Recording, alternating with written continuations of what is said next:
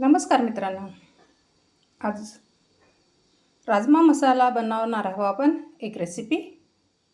राजमा मी रात्रभर भिजत ठेवलेला आहे मिठाच्या पाण्यामध्ये।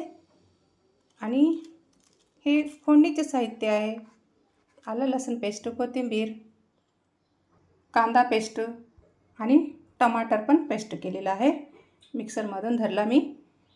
तर आता आपण याला फोडणी देऊया। तर आपल्याला कुकरमध्ये करायचं आहे। सगळ्यात अगोदर मी गॅस पेटवला, गॅसवर आहे ना कुकर ठेवला आहे। तर याच्यामध्ये आपल्याला तेल टाकून घ्यायचं आहे, गरजेनुसार, कमी किंवा जास्त तुम्हाला जसं पाहिजे तसं। तर छान आपल्याला तेल गरम करून घ्यायचं आहे। तेल आपलं छान कडकडीत गरम झालेलं आहे। मोहरी आणि जिरं घालायचं, जिरं पण फुलू द्यायचं। त्याच्यानंतर आपल्याला तेजपत्ता, कुकरमध्ये करायचं आपल्याला, झटपट कढीपत्ता आणि कांद्याची पेस्ट। कमी मसाल्यामध्ये, कमी वेळामध्ये, कमी साहित्यामध्ये आपल्याला राजमा बनवायचा आहे। छान आहे पेस्ट भाजून घेते। लाल मिरची छान तेलामध्ये भाजून घ्यायचं।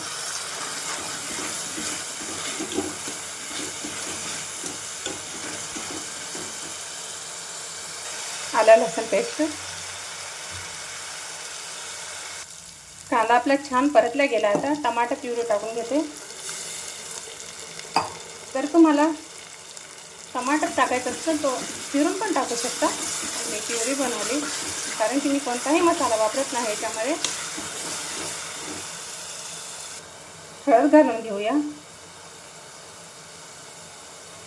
चवीनुसार मीठ, लाल तिखट, तुमच्या गरजेनुसार कमी किंवा जास्त।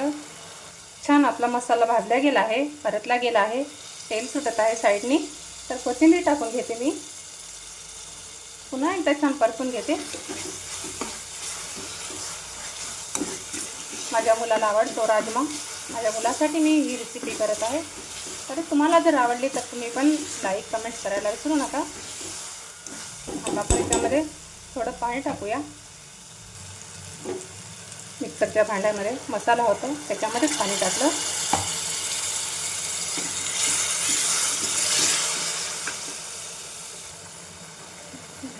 मिरची आणि राजमा,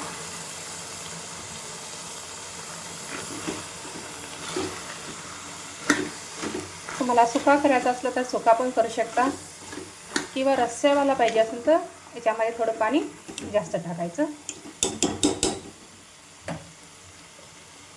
तर मी पाणी टाकत आहे आणि 2 शिट्टी काढून घेते।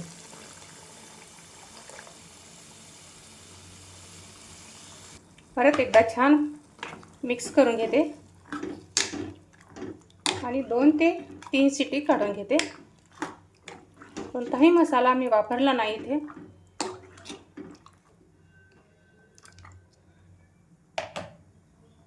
तर आता झाकण लावून घेते।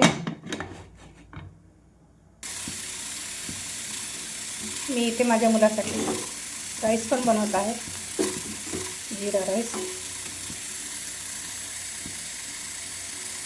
तर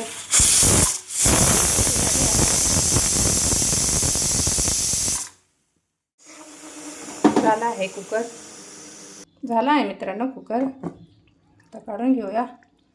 बघू शकता सुंदर झाली आहे रेसिपी, वास सुटला आहे घमघम।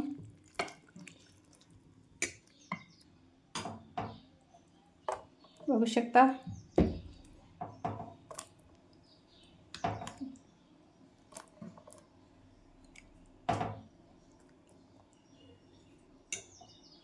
तर अशा पद्धतीने आपली रेसिपी झाली आहे।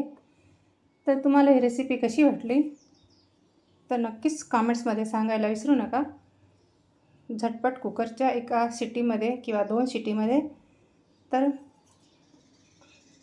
बघू शकता झणझणीत। तर कशी वाटते नक्कीच कमेंट्समध्ये सांगायला विसरू नका।